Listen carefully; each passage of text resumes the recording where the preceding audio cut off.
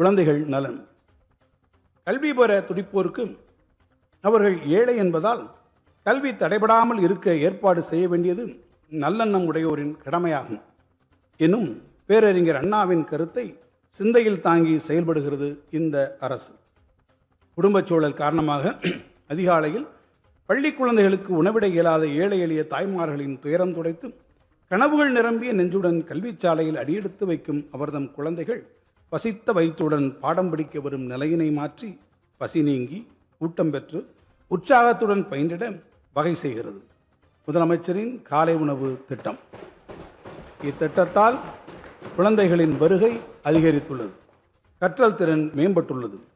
19.34 லட்சம் மாணவர்கள் பயனிடும் இத்திட்டத்திற்கென கடந்த 4 ஆண்டுகளில் 1884 கோடி ரூபாய் செலவிடப்பட்டுள்ளது.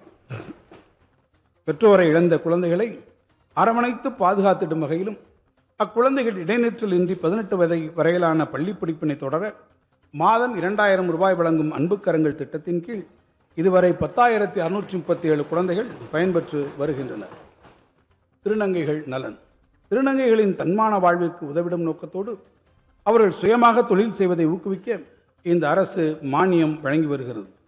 திருநங்கைகளுக்கு அதிகாரம் அளிக்கும் வகையில் அவர்கள் ஊர்காவல் படையில் சேர்ந்து பணி செய்திட வழிவகை செய்யப்பட்டுள்ளது.